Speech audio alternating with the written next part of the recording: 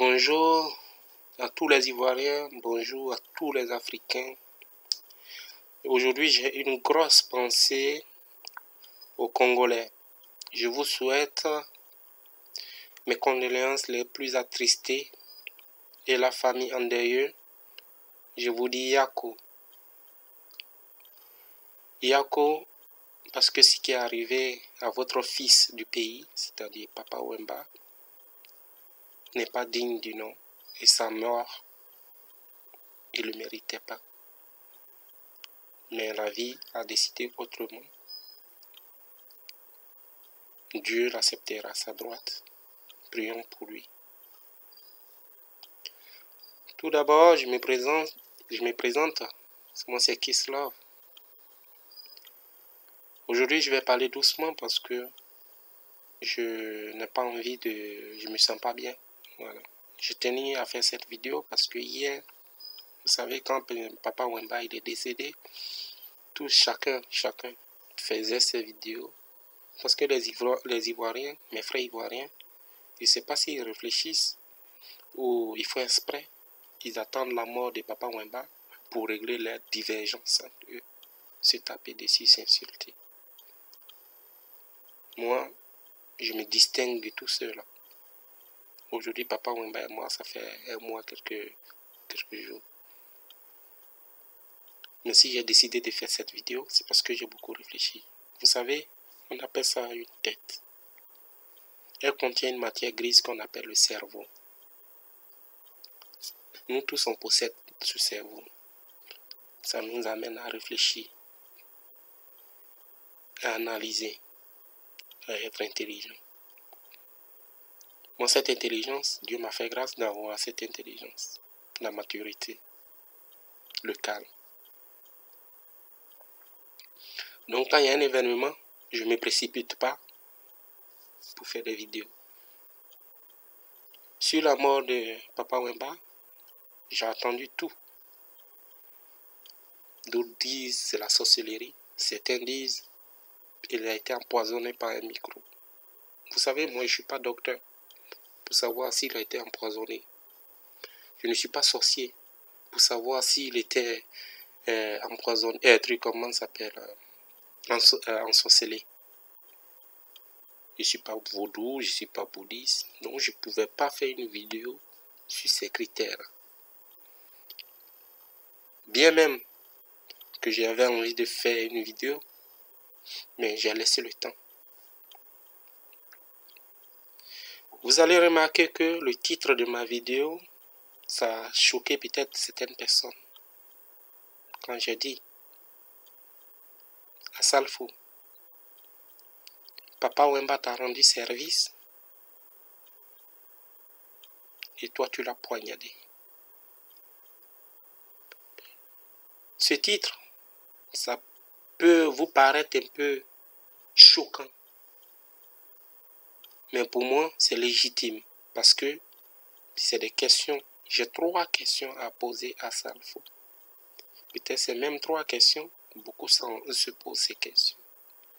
À Salfo, je ne suis pas là en train de dire que voilà, à Salfo, il fait son truc. Mais aujourd'hui, à Salfo, aujourd'hui, moi je suis en Europe. Quand on me demande d'où tu viens, quand je dis la Côte d'Ivoire, ah oui, à Salfo, un truc comme Magic System, Alpha Blondy, ça nous fait notre fierté. Donc, avant même de taper chez Salfo, ou chercher à faire un procès pour lui, il faut rétrograder, réfléchir, c'était tout ce qu'il nous a apporté. C'est Alpha Blondy, c'est Salfo, ces grands artistes de Côte d'Ivoire. Mais néanmoins, avant aussi, nous, on peut vous poser des questions légitimes, droit de réponse, quand même. Parce que Papa Wemba, c'est un grand homme, un grand artiste. Il est mort à Abidjan. Il y a d'autres artistes qui vont chercher aujourd'hui à venir aussi en Côte d'Ivoire. Est-ce qu'ils ne vont pas avoir peur? Donc, il y a des questions à se poser. Alors, comme on le dit, on réclame les dents de la panthère à celui qui consomme la tête. Moi, c'est Salfo qui a fait venir Papa Wemba en Côte d'Ivoire. Donc si j'ai quelque chose à poser à Salfo, les questions que je vais poser à Salfo, qui j'aimerais qu'il réponde. Parce que moi je trouve que Salfo doit demander des excuses publiquement aux Congolais. Salfo, il a fait des erreurs dans son organisation. Il faudrait que vous le reconnaissiez quand même. Ma première question à Salfo, savait-il que Papa Wemba il était malade? Si oui, pourquoi il a fait venir?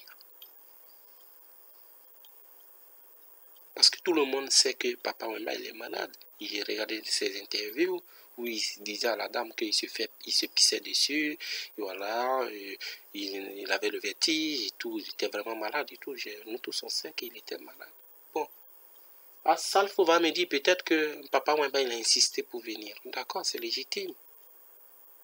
Papa Wemba c'est pas un petit artiste. Il a dit à Salfo je vais venir. Ok, pour le respect, Salfo a accepté. Donc dans l'hypothèse que Salfo a accepté que Papa Wemba arrive. Ça, c'était ma première question. Ma deuxième question. Sachant qu'il est malade, pourquoi tu le fais jouer à 5 h du matin?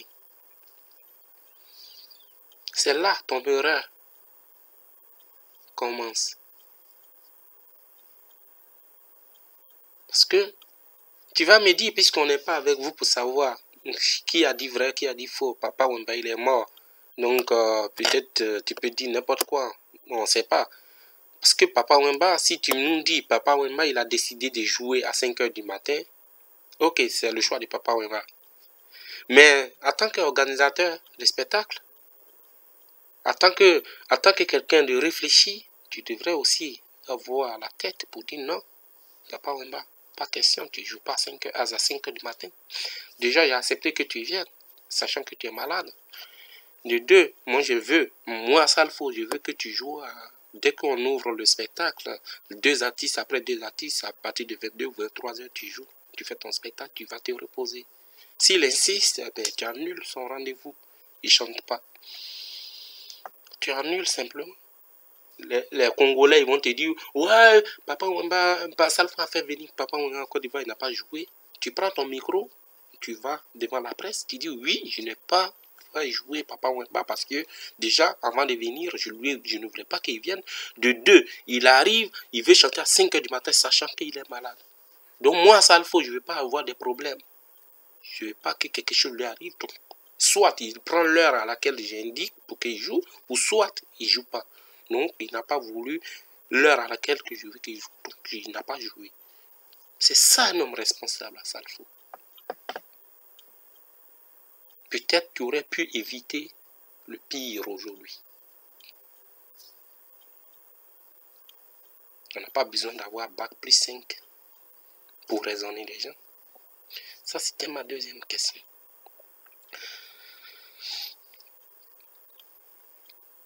Ma troisième question, est-ce qu'il y avait un staff médical d'urgence à ce spectacle? Parce que à ma connaissance, j'ai regardé pendant 5 h du temps cette vidéo et je vois des gens tourner autour de Papa Wemba. Quand il est tombé, il y a un mec qui est venu prendre son micro, on l'accuse pour rien. Bon, ça, je ne suis pas sorcier, j'ai dit je n'en parle pas.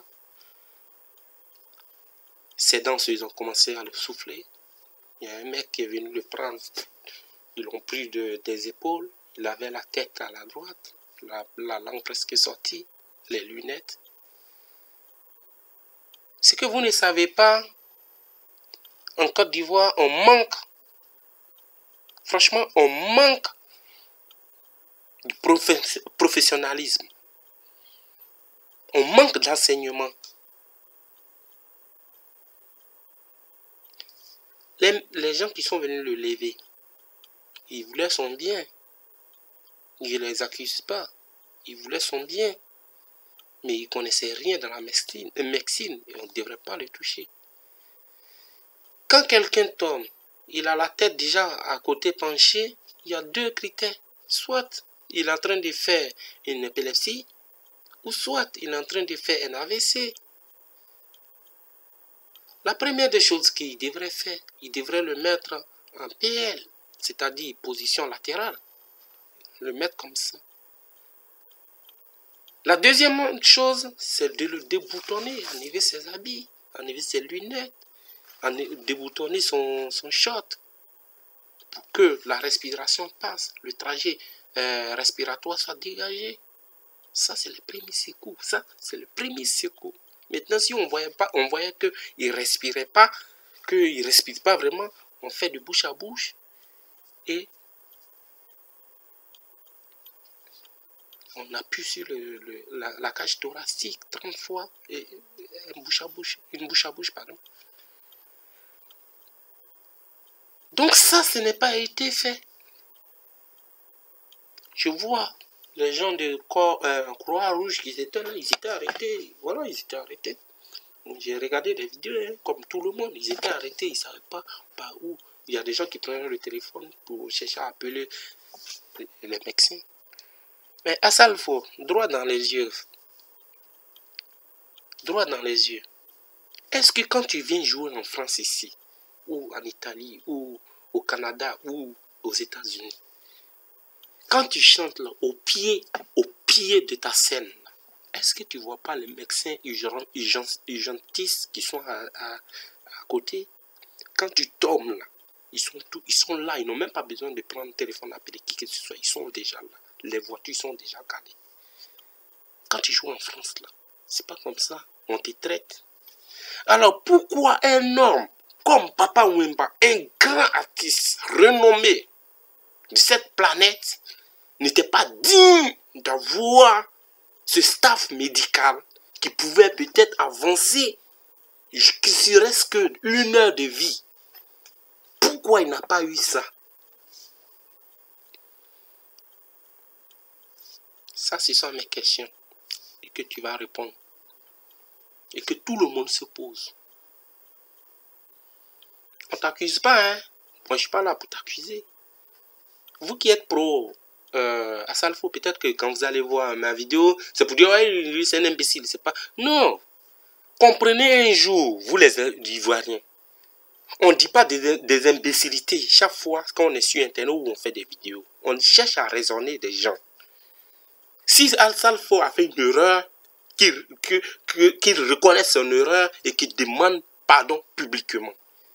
Papa Wemba est déjà décédé et on ne peut pas le ressusciter.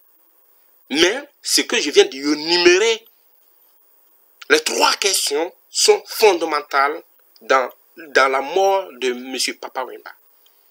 Parce que s'il évitait que Papa Wemba ne venait pas, il ne serait pas arrivé. S'il savait que Papa Wemba était malade, il sait bien que Papa Wemba est malade, il ne devrait pas le jouer à 5 h du matin. Et la troisième, staff médical, obligatoire. Parce que s'il y avait des professionnels, je vous jure que ils allaient faire les cardio, comment ça s'appelle, cardiaque et tout là, respirer, comment ça s'appelle, de bouche à bouche, et comment ça s'appelle, dégager les habits qu'il a portés. Déjà les premiers signes, si c'était un AVC ou comment ça s'appelle, une crise d'épilepsie, déjà ils sont professionnels, ils allaient le faire au moins que le tenir, au moins 1 heure de temps de vie. On ne peut pas dire à Salfo il a tué, comment il s'appelle, M. Papa Wemba. Mais à Salfo, il a fait une grosse erreur dans sa gestion. C'est ça. Je ne suis pas juge pour te juger. Mais on a juste tous une réflexion. Donc arrêtez d'accuser les sorciers. Arrêtez d'accuser le jeune malheureux qui a son micro là. Il travaille, vous l'accusez. Bon, on dit les théoriciens, les sorciers, ils ont regardé les vidéos, ils ont vu que c'est des sorciers. Moi, je ne suis pas sorcier. Moi, c'est depuis hier, j'ai regardé 5 heures du temps cette vidéo et j'ai décidé de faire cette vidéo pour vous faire comprendre que voilà la réalité des choses. Et alors après, on peut dire ce qu'on veut. À Salfo, tu es un artiste de Côte d'Ivoire que tout le monde respecte. Tu vois, cette histoire de Papa Wemba, ça va ouvrir les yeux des Ivoiriens. On ne donne pas un poste aux gens qui ne sont pas compétents. Quand tu n'es pas compétent, tu ne peux pas avoir des responsabilités. De Magie Système, tu as fait le tour du monde. Aujourd'hui, les autres Magie Système qui sont, j'oublie leur nom, qui t'entourent, on n'entend même plus parler d'eux. C'est Asalfo, Asalfo, Asalfo. Je ne sais pas qu'est-ce que tu leur as fait, mais on les attend même pas. Asalfo, Asalfo. Aujourd'hui, peut-être demain, dans 2-3 ans, tu seras ministre de la Culture. Ça, c'est ton problème. Ça, c'est ton problème. Ça, c'est ton problème. Mais tout ce qu'on te demande, les Congolais, ils veulent savoir pourquoi il est mort. Ils ont demandé de faire une autopsie, pardon. Je ne sais pas si vous l'avez fait ou pas. Faites-le pour leur donner. Ils ont besoin de savoir, leur grand homme, il est mort, pourquoi il est mort. Ils ont besoin de savoir. Ne leur cachez pas la vérité.